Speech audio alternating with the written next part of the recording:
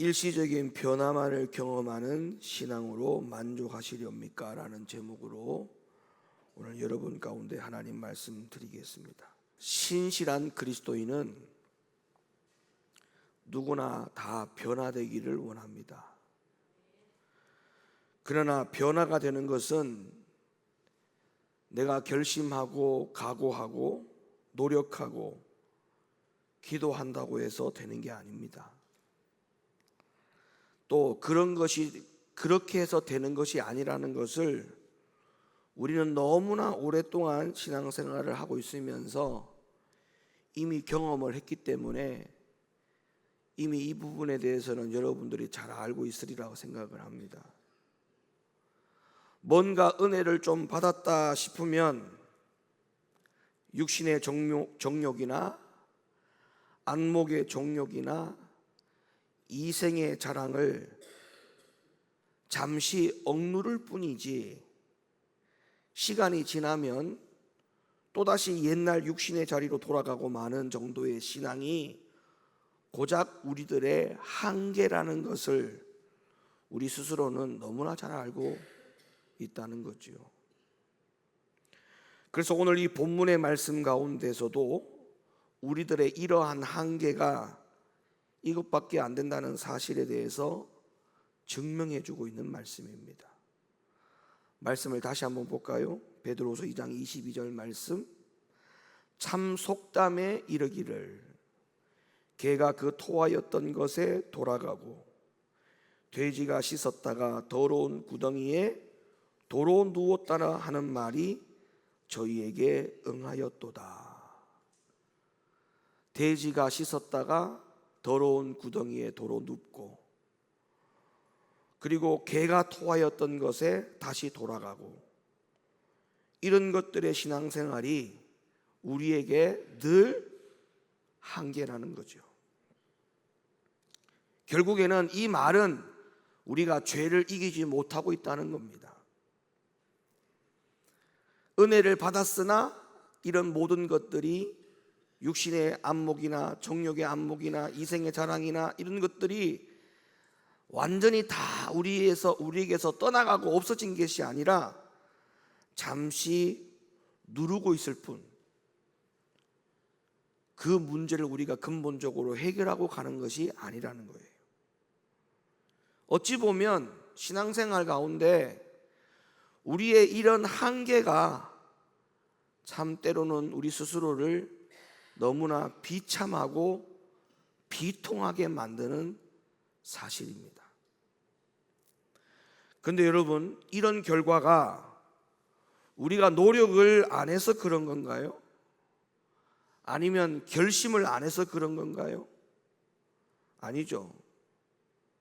우리는 노력도 했고 결심도 했고 최선을 다하겠다라고 다짐도 했지만 그렇게 되지 못하고 있는 것이 너무나 비통하고 비참하다는 겁니다. 저는 이런 이유에 대해서 답을 내리기를 우리가 결심이 약하고 노력이 약해서 그런 것이 아니라, 그러면 도대체 이렇게 하는 이유가 뭘까? 이럴 수밖에 없는 결과가 왜 나올까? 여기에 대하여 제가 내린 답은 주도적인 의지를 통해서 인생의 목적이 아직도 바뀌지 않아서 그렇다, 이런 말씀을 여러분에게 먼저 드리고 싶습니다. 우리가 주도적인 의지를 통해서 인생의 궁극적인 목적이 바뀌지 않는 상태에서 단지 일반적인 의지로 변화가 되고자 한다면, 제가 조금 전에 서두에 말씀드린 것처럼 일시적인 변화만 경험을 했다가 다시 원래대로 되돌아가고 마는, 마치 계속적으로 악의 사이클, 즉 쳇바퀴 도는 것처럼 그렇게 딜레마에 빠지는 신앙생활을 계속적으로 할 수밖에 없는 처지에 놓이게 된다는 거예요. 인생의 목적이 돈이나 아니면 명예나 아니면 자기 위주로 인생을 살기로 마음을 먹고 있는 상태에서는 책이나 간증을 통해서 아니면 예배를 통해서 예배 속에 감격과 감동과 어떤 은혜를 통해서 자극을 받는다 하더라도 잠시 일시적인 변화는 경험할 수 있지만 지속 가능한 참된 변화는 결코 일어나지 않는다는 거예요. 원인이 뭐라고요?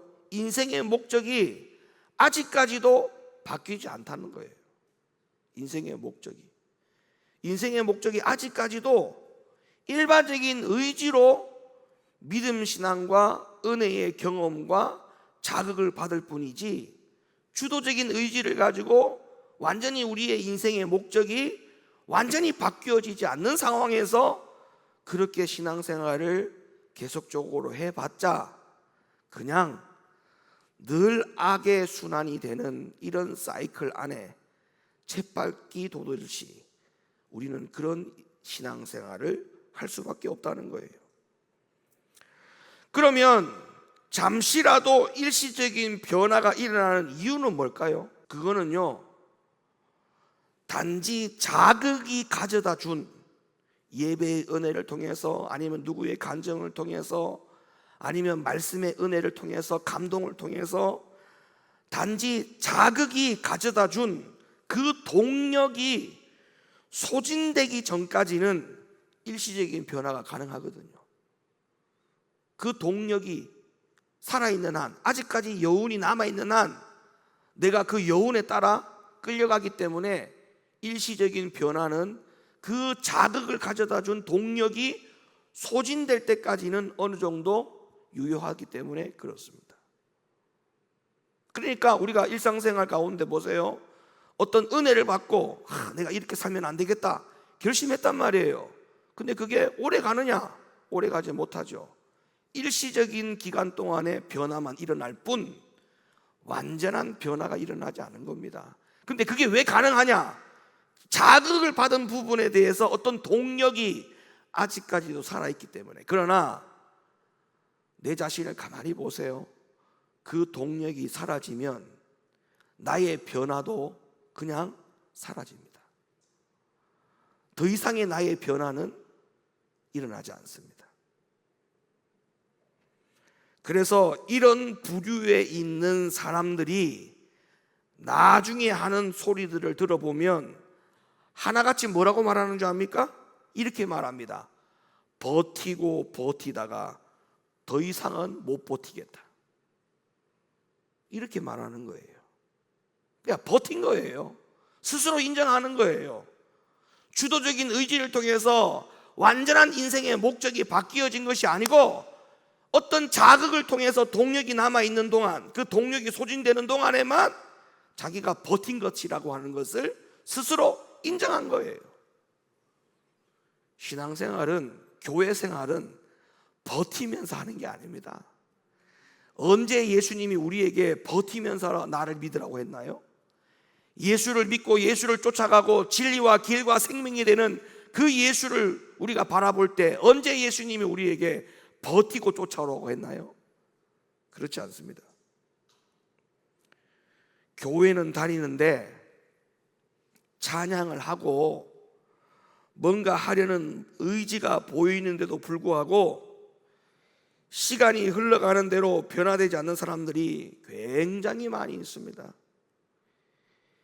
이유가 뭐냐? 계속적으로 반복해서 여러분에게 말씀을 드립니다마는 주도적인 의지를 통해서 인생의 목적이 아직까지도 바뀌지 않아서 그래요.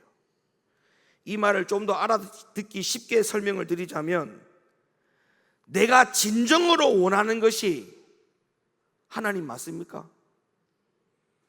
우리가 거기서부터 다시 질문을 해야 돼요. 내가 정말 원하는 것이 하나님이 맞는지, 내가 교회 다니는 목적, 신앙생활 하는 목적, 진짜 목적이 하나님 때문인가요? 아니면 교회를 다니지만 내 인생의 목적이 진짜 하나님이 아니라 돈이 목적이고 성공이 목적인 것은 아닙니까?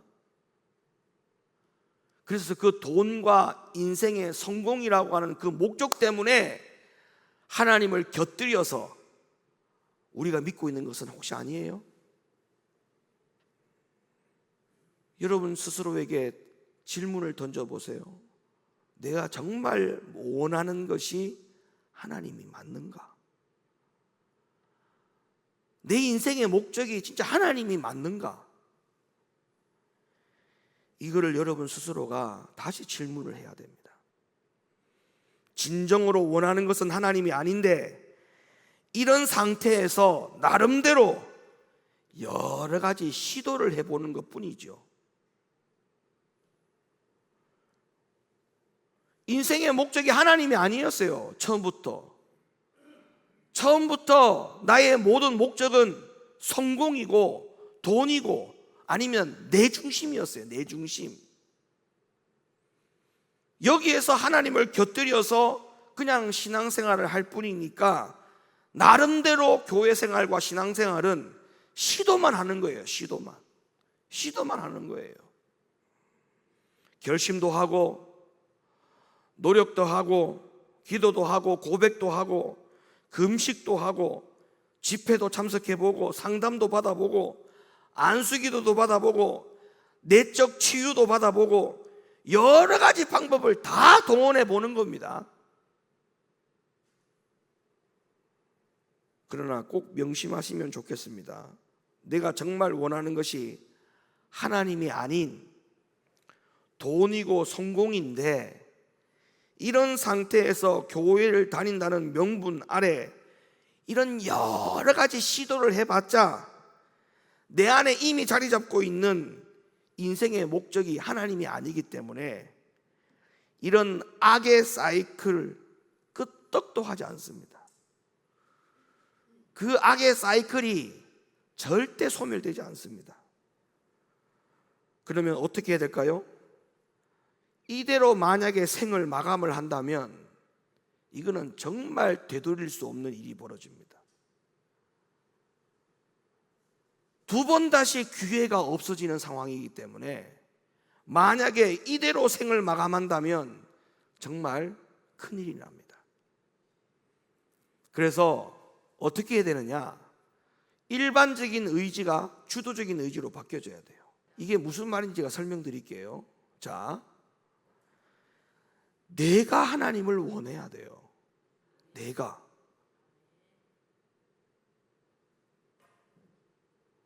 내가 정말 하나님을 원해야 돼요. 내 하나님이 있어야 된다고요. 내 하나님이. 아브라함의 하나님, 이삭의 하나님, 야곱의 하나님, 다윗의 하나님, 모세의 하나님, 바울의 하나님, 베드로의 하나님은 있는데 정말 내 하나님이 있어야 돼요. 내 하나님. 내 찬양이 올려져야 돼요. 내 찬양이. 그리고 내 예배가 하나님 앞에 드려지기를 원해야 돼요. 그리고 나의 헌신이 나의 기쁨으로 끝나야 돼요. 내가 헌신하는 것이 내 기쁨 때문에 그 헌신이 감당되어져야 된다 이 말이에요. 내게 주신 말씀이 분명히 확신이 있어야 돼요. 아, 이 말씀은 내게 주는 말씀이 분명하다. 내 말씀이 있다는 것이 분명해져야 돼요. 확신이 있어야 돼요. 그리고 내 믿음을 내가 지키겠다고 하는 각오가 있어야 돼요. 그리고 변화가 되어야 될 나라는 사실을 인정해야 돼요. 이게 바로 주도적인 의지예요. 이런 생각을 가지고 결심을 가지고 신앙생활하는 사람은 주도적인 의지를 가지고 신앙생활하는 사람이에요. 이것부터 먼저 정리가 돼야 된다 이 말이에요. 그런데 오늘날 많은 성도들 가운데 이러한 주도적인 의지보다 어떤 의지가 더 많이 있느냐? 그냥 일반적인 의지를 가지고 교회 다니는 사람들이 훨씬 더 많아요. 일반적인 의지가 뭐예요? 오늘 주일이니까 교회 오는 거예요. 이거는 주도적인 의지로 교회에 오는 게 아니고 일반적인 의지로 교회에 오는 거예요. 내가 종교인이니까, 내가 개신교라고 하는 종교를 가졌으니까.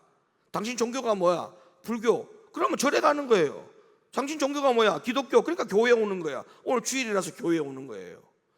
주일이라서 교회에 오는 것은 이거는 일반적인 의지예요. 일반적인 의지.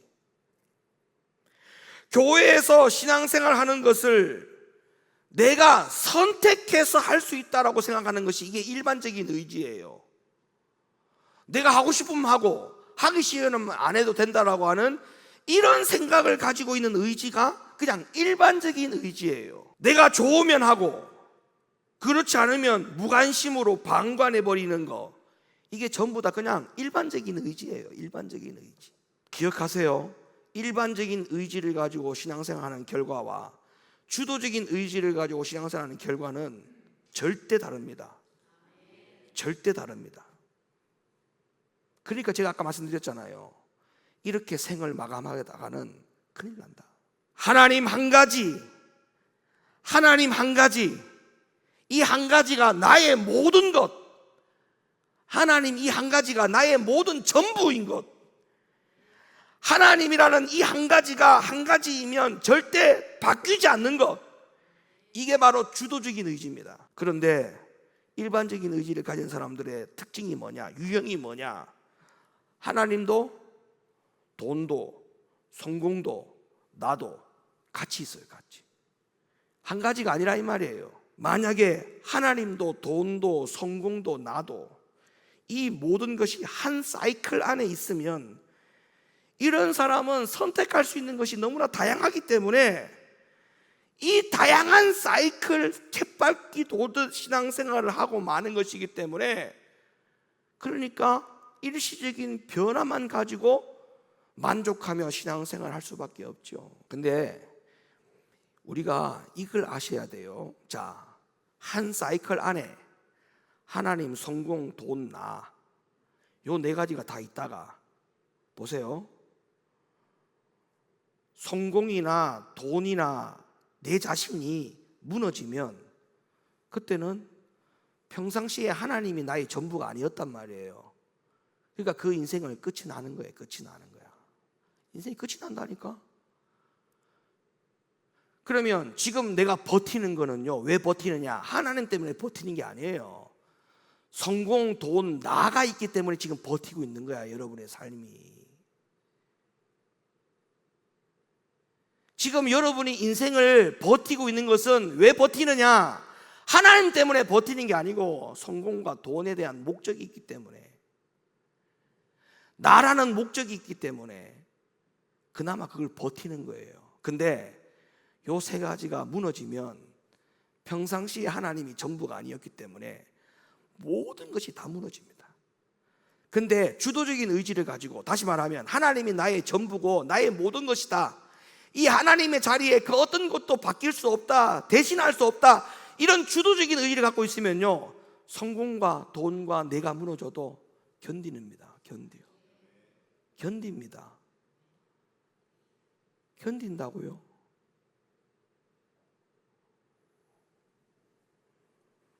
성경에서는 이미 답을 주고 있어요. 한 가지가 전부가 되어야 한다고 분명히 말씀하고 있습니다. 그래야 오늘 본문의 말씀처럼 이런 악순환이 계속 반복되어지는 신앙생활을 하지 않을 수 있다라고 분명히 답을 주고 있잖아요. 다윗은 한 가지가 다윗에게 전부였습니다. 그래서 다윗은 주도적인 의지를 가지고 신앙생활하는 사람이었습니다. 그리고 이렇게 주도적인 의지를 가지고 신앙생활을 하니까 하나님이 다윗을 크게 사용했습니다. 시편 27편 4절, 내가 여호와께 청하였던 한 가지 일, 한 가지 일 곧 그것을 구하리니 곧 나로 내 생전에 여호와의 집에 거하여 여호와의 아름다움을 앙망하며 그 전에서 사모하게 하실 것이라. 다윗은 한 가지를 가지고 있었던 사람이에요. 오늘날 우리처럼 네 가지, 다섯 개 중에 하나님을 하나 선택하는 그런 일반적인 의지를 가진 자가 아니었고, 다윗은 오로지 하나님이 한 가지. 다윗에게 이 한 가지가 다윗은 전부였어요. 주도적인 의지를 가지고 살아가는 사람이었어요. 사도 바울도 마찬가지입니다. 바울도 다윗처럼 한 가지 일만 구했던 사람이었습니다. 그리고 그 한 가지 일이 바울이 나의 모든 전부라고 생각하고 주도적인 의지로 살아갔던 사람임을 성경은 증명해 주고 있습니다. 빌립보 3장 13절 말씀, 형제들아 나는 아직 내가 잡은 줄로 여기지 아니하고 오직 한 가지 일, 즉 뒤에 있는 것은 잊어버리고 앞에 있는 그 한 가지 것을 잡으련다. 바울도 오로지 한 가지를 잡으려고 했어요. 한 가지를. 인생의 목적이 한 가지였어요. 한 가지. 두 가지가 아니고 세 가지가 아니고 인생의 목적이 한 가지였다고요. 그리고 마리아도 마찬가지입니다. 마리아도 한 가지 일이 마리아에게 전부였어요. 그래서 마리아는 자기 자신에게 전부나 마찬가지인 이 한 가지를 마리아가 뭐라고 말하는지 압니까? 절대 누구에게도 빼앗길 수가 없다라고 고백합니다. 나에게 이 한 가지는 전부인데 이 한 가지를 그 누구에게도 빼앗길 수 없다라고 마리아가 고백합니다. 자, 볼까요? 누가복음 10장. 그러나 몇 가지만 하든지 혹 한 가지만이라도 족하니라. 마리아는 이 한 가지를 택하였으니 빼앗기지 아니하리라 하시니라. 여러분, 우리가 이 한 가지가 뺏겨지는 것이 내 인생에게 그냥 실패라고 생각해야 돼요. 나는 인생이 끝났다고 생각해야 돼요. 근데 우리 인생의 끝은 돈 떨어지고 돈이 모아지지 않고 성공이 이루어지지 않고 나라는 자신에 대해서 그 기준만 가지고 우리가 성공이니 살아갈 힘이 있니 소망이 있니 이런 이야기들을 하는데, 여러분, 하나님이 빠져버리면 그 인생은 끝난 겁니다. 왜 하나님이 없으면 그 인생이 끝난 거냐? 이 땅에서 돈과 성공을 가지고 내 자신을 아무리 이 세상에서 높이 내가 자리에 앉아서 세워졌다 하더라도 그걸로 끝이에요. 인생은 죽고 나면 그걸로 끝이야. 그 다음 바로 지옥이요. 지옥이라고요. 그러면 이 땅에서 성공을 위해서 그 이후에 지옥하고 이거를 바꾼다고요? 이런 망언이 어디 있습니까, 여러분? 그러니까 그거는요, 전혀 천국과 지옥을 인정하지 않는 거예요. 하나님을 인정하지 않는다는 말은 천국과 지옥을 스스로 부인하고 있는 거예요. 부정하는 거예요. 정말 하나님을 인정하면 천국과 지옥을 인정하는 거예요. 아니, 하나님과 천국과 지옥을 인정하는데 내가 이 땅에서 하나님이 빼앗기면 천국이 뺏기고 지옥행이라고 하는 이 사실이 성경에 분명히 기록되어 있는 것이 이 자체가 복음이고 진리인데, 아니 어떻게 하나님을 뺏길 수가 있습니까? 하나님을 뺏긴다는 게 뭐예요? 아까 얘기했잖아요. 은혜의 자리, 기도의 자리, 말씀의 자리, 이 자리가 전부 다 누구의 자리예요? 하나님 자리예요. 하나님 자리, 주님의 자리라고요. 이걸 어떻게 누구에게 뺏길 수가 있다 이 말입니까? 도대체 이거 뺏기면 안 된다는 거예요. 이거 뺏기면. 여러분, 이렇게 한 가지 일이 전부라고 생각하고 주도적인 의지를 가진 사람은요, 꼭 한 가지 특징을 가지고 있습니다. 그게 뭔지 압니까? 주도적인 의지를 가지고 있는 사람에게 꼭 나타나는 특징이 하나 있어요. 그게 뭐냐 하면, 주도적인 의지를 가진 사람은요, 항상 하나님 편에서 생각하고 하나님 편에서 판단하고 하나님 편에서 근심을 하더라도 근심을 합니다. 근데 일반적인 의지를 가지고 있는 사람은요, 하나님 편에서 생각하고 고민하고 판단하고 근심하지 않습니다. 다른 여러 개 가지고 생각하고 근심하고 걱정해요. 보세요. 주도적인 의지를 가진 사람은 오직 한 가지, 하나님밖에 없죠. 그러니까 하나님 편에서 생각하고 판단하고 근심하는 거예요. 근데 일반적인 의지를 가진 사람은 사이클 안에 여러 개를 했죠. 성공도 있고 돈도 들어가 있고 나도 들어가 있고 다 들어가 있잖아요, 거기. 그러니까 근심할 게 너무 많아. 성공 때문에 근심해야 되지. 돈 때문에 걱정해야 되지. 내 자신 때문에 걱정해야 되지. 가족 때문에 걱정해야 되지. 판단도 성공에 대한 판단, 돈에 대한 판단, 나라는 것에 대한 판단, 모든 판단이 환경을 통한 판단을 합니다. 그런데 주도적인 의지를 가진 사람은요, 모든 일이 매사에 하나님 편에서 먼저 생각합니다. 자, 그 말씀이 성경에 있어요. 자, 고린도후서 7장 10절. 하나님의 뜻대로 하는 근심은 후회할 것이 없는 구원에 이르게 하는 회개를 이루는 것이요. 아멘. 주도적인 의지를 가진 근심, 하나님 뜻대로 하는 근심. 아멘. 주도적인 의지는 하나님 한 분 한 가지밖에 없기 때문에 오로지 근심을 하더라도 하나님의 뜻대로 근심을 하게 되는데, 그 근심은 우리를 축복하는 근심을 만드는 거예요. 그 근심은 우리를 살리는 근심을 하게 만드는 거예요. 뭐라도 있어요.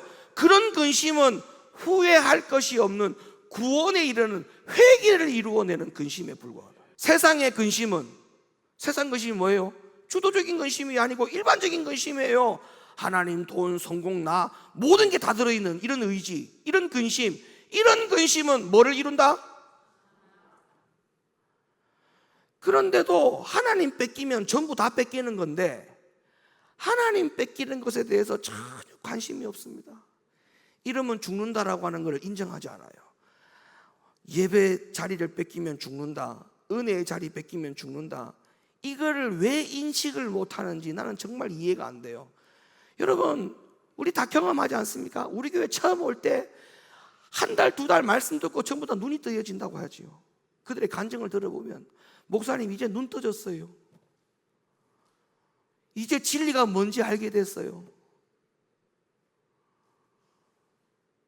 뭔가 주도적인 의지, 일반적인 의지를 가지고 살다가 우리 교회에 와서 주도적인 의지로 바뀐 것처럼 보였으나, 그것도 결론적으로는 주도적인 의지가 바뀐 게 아니고 일반적인 의지를 가지고, 아까 제가 서두에 말씀드렸죠. 왜 잠시 변화가 일어난 거냐? 그 근심과 걱정이, 어떤 깨달음이, 그 동력이 살아있기 때문에, 그 동력이 사라지지 않는 이상은 일시적인 변화가 계속적으로 지탱된다 했지 않습니까?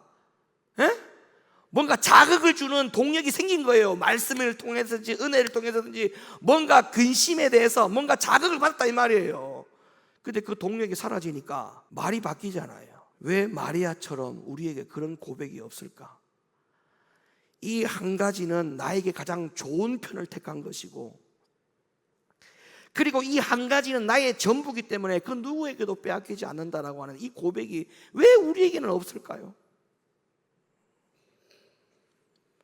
하나님 편에서 판단하고 생각하는 근심, 주도적인 의지를 갖고 있는 사람에게만 이런 일이 나타납니다. 하나님 뜻대로 하는 근심은 후회할 것이 없는 구원에 이르게 하는 회개를 이루는 것이요, 세상의 근심은 사망을 이루는 것이라. 11절.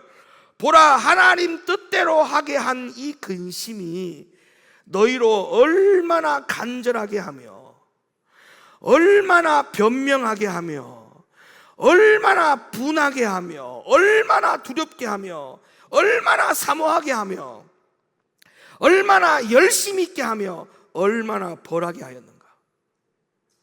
너희가 저 일에 대하여 1절 너희 자신의 깨끗함을 나타내었느니라. 고린도 교회 교인들은 바울의 이 편지를 통해서 하나님의 뜻대로 근심하는 자가 되었다라고 말씀하고 있습니다. 그런데 그 근심은 그들을 더 간절하게 했고, 아멘, 그 근심은 그들을 더 두렵게 했다. 정말 여러분, 이 주도적인 의지에 근심을 갖고 있는 사람은요, 우리가 믿음을 지키지 않을 때는 어떻게 될 것인가를 분명히 알기 때문에 두려워할 줄 알아야 돼요. 그러면서 하나님은 또 계신데 그냥 일반적인 의지로 살다가 인생 마감하면 큰일 납니다. 예? 그리고 이 근심은 더 사모하게 하고, 이 근심은 더 열심을 내게 하였다. 이렇게 지금 고린도 교회 교인들이 고백하고 있지 않습니까? 그리고 마침내 이 근심을 통해서 그들이 회개가 가능하게 되었다라고 말합니다. 이런 의지를 좀 가지고 살아야 돼요. 신앙생활을 이런 의지를 가지고 있어야 돼. 여러 개 중에 하나가 아니고 오직 한 가지가 돼야 되고, 이 한 가지가 나의 모든 전부가 돼야 돼요. 자, 죽을 병에 걸렸다라고 하는 진단을 받으면 그 사람은 그날부터 어떻게 하면 병을 고칠 수 있을까? 오직 이 한 가지 근심에만 매달리게 됩니다.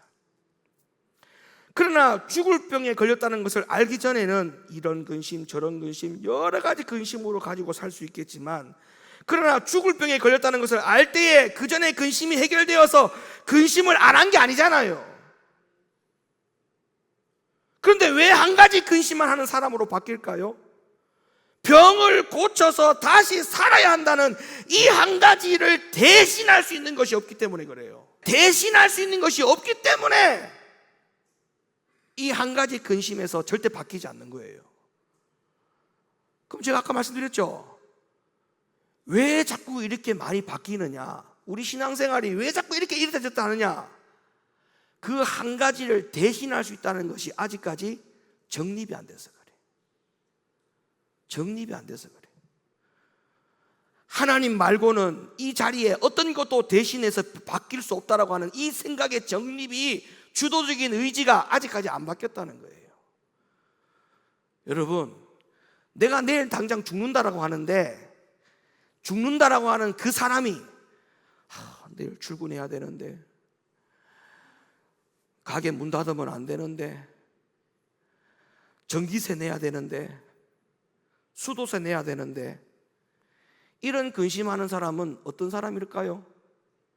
여러분, 그런 사람 보면 어떻게 생각나요? 그냥 참 불쌍하다. 불쌍하다. 그러면 자, 하나님 한 가지를 대신하면서 살아갈 수 있는 사람들 보면 어떤 생각 들까요? 불쌍한 거야. 저 인생 불쌍하다. 결론이 어떻게 날지 뻔하거든요. 보여요. 그게 그냥 불쌍한 거야. 하나님 한 가지가 전부인데 여기를 다른 것으로 대신할 수 있는 그런 모습들을 볼 때, 그거를 이 한 가지가 전부인데 뺏길 수 있다라고 하는 생각을 가지고 그렇게 일반적인 의지로 살아가는 모습을 보면, 지금 자기 자신이 죽을지 살진지도 모르고 저렇게 살아가는 모습을 보면 그냥 불쌍한 거예요. 왜 오늘날 우리가 이 한 가지가 아니고 여러 개냐? 아니, 우리에게는 왜 주님이 여러 개 중에 하나에 불과한 것에 불과할까요? 그건 주님 말고도 대신할 수 있는 것이 너무 많아서 그런 거예요. 아직 자기 자신이 주님 한 가지가 아니면 절대 죽을 수밖에 없다는 그 사실을 아직도 모르고 있는 거예요. 자신이 주님 한 가지가 아니면 나는 죽을 수밖에 없다는 이 사실을 아직까지도 정리가 안 되고 신앙생활하고 있다는 거예요. 다시 말씀드립니다. 이 한 가지가 전부라고 생각하는 사람들, 즉 주도적인 의지를 가진 사람은요, 한 가지 특징이 있다고 했는데 그 특징이 뭐라고요? 언제나 하나님 편에서 판단하고 생각하고 근심을 하게 만든다. 즉 주님 아니면 내가 살 수 있는 방법이 없다는 것을 근심하는 사람으로 바뀌어진다. 오직 한 가지 근심만 사는 거예요. 한 가지 근심. 주님 아니면 나는 죽을 수밖에 없다. 내가 죽을 병에 걸렸다. 그 죽을 병에 걸렸다는 그 사람에게는 수십 가지의 근심이 한 가지 근심으로 바뀌듯이, 내가 주님 아니고는 죽을 수밖에 없다라고 하는 이 사실을 인정할 때 근심은 하나밖에 없어야 되는 게 정확한 거예요. 내가 이렇게 살아서는 안 되는데, 내가 주님 앞에 이렇게 살아서는 안 되는데, 내가 하나님 말씀을 듣고도 이렇게 살면 안 되는데, 이 근심 말고는 없어야 되는데도 불구하고 이 근심을 하지 않는 자체가 정말 불쌍한 거예요. 자기 믿음과 자기 신앙의 현 주소를 알지 못하고 성공과 돈과 내 자신과 여러 개의 근심을 가지고 지금 살아간다? 그냥 불쌍한 거예요. 그래서 오늘날까지 성경에 다윗이 다윗이라고, 바울이 바울이라고, 마리아가 마리아라고 소개하는 이유는 이들이 주님 한 가지가 전부였기 때문에 오늘날 성경에 이르기까지 우리에게 바울이 그런 바울이었다, 다윗이 그런 다윗이었다, 마리아가 그런 마리아였다고 우리에게 소개해주고 있는 거예요. 반면에 이런 한 가지가 전부가 아니었던 사람들 중에 믿음 생활이, 신앙 생활이 전부가 아니라 그냥 내가 선택할 수 있는 여러 개 중에 하나에 불과한 사람은 성경에 어떤 사람들이라고 소개하고 있던가요? 돈과 주님 중에 돈을 잡고 예수를 팔았던 가룟 유다,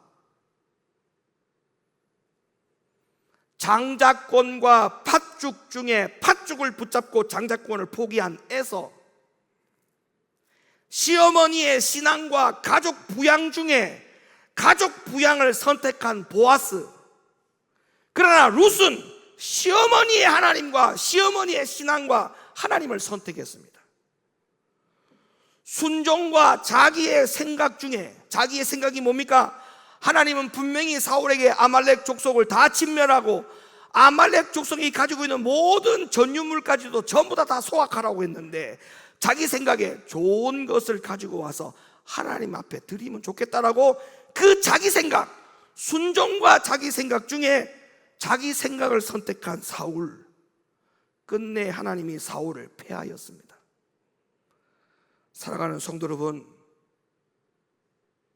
우리는 이들 중에 내가 이들과 똑같이 살아간다면, 둘 중에 한 가지, 주님이 전부인 것을 선택하지 못하고 다른 것을 선택하면 성경에서 이들의 종말이, 이들의 인생의 결말이 어떻게 되었는가가 분명히 나오죠. 나도 똑같이 된다는 사실을 인정하셔야 돼요. 나도 이들의 결말과 똑같은 결말을 맞이한다는 것을 아셔야 돼요. 이게 성경이에요. 이게 바로 성경을 믿는 사람이에요. 생각해 보면 인간은 제로에서 태어나서 무언가 가지려고 안간힘을 힘을 쓰며 살다가 힘들게 얻은 후에 늙고 병들어 죽어서 다시 제로가 됩니다. 맞습니까? 참 인생 무상하지요. 그러나 한 가지를 추구하는 자는 제로에서 시작해서 복을 받고 번영할 뿐만 아니라 죽음도 그들이 받은 복을 빼앗아가지 못합니다. 왜냐하면 그들은 어리석은 부자와 같이 자기를 위하여 땅에 재물을 쌓아두고 하나님께 대하여 부여하지 못한 자가 아니라 주님 말씀을 따라 하늘의 보물을 쌓는 자들이기 때문에 그게 가능한 겁니다. 주도적인 의지로 하나님을 찾는 것도 마찬가지입니다. 소원이 한 가지가 되어야 됩니다. 우리의 모든 궁극적인 소원은 우리 모두가 똑같아야 됩니다. 천국 가는 거 말고는 없어요. 천국 가는 거 말고는 없어요. 내가 이 땅에서 대학을 나와서 어떤 사람이 될 것인가, 그거는 궁극적인 목적이 되면 안 됩니다. 우리의 궁극적인 목적은 천국입니다. 천국. 소원이 한 가지가 되려면 다윗이 말한 한 가지가 전부라는 것을 깨달아야 되고, 바울이 말한 한 가지가 전부라는 것을 깨달아야 되고, 마리아가 고백한 그 한 가지가 누구에게 빼앗길 수 없다라고 하는 그 고백이 나의 고백이 되어야만이 그것이 가능한 겁니다. 그래서 우리 높은 교회 성도님들은 반드시 더 이상 일시적인 변화만을 경험하는 신앙인으로 살지 말고 한 가지가 나의 전부됨을 결심하고 각오해서 인생의 목적이 완전히 하나님 한 분으로 바뀌어질 수 있는 우리 모두가 될 수 있기를 예수님의 이름으로 간곡히 부탁을 드립니다.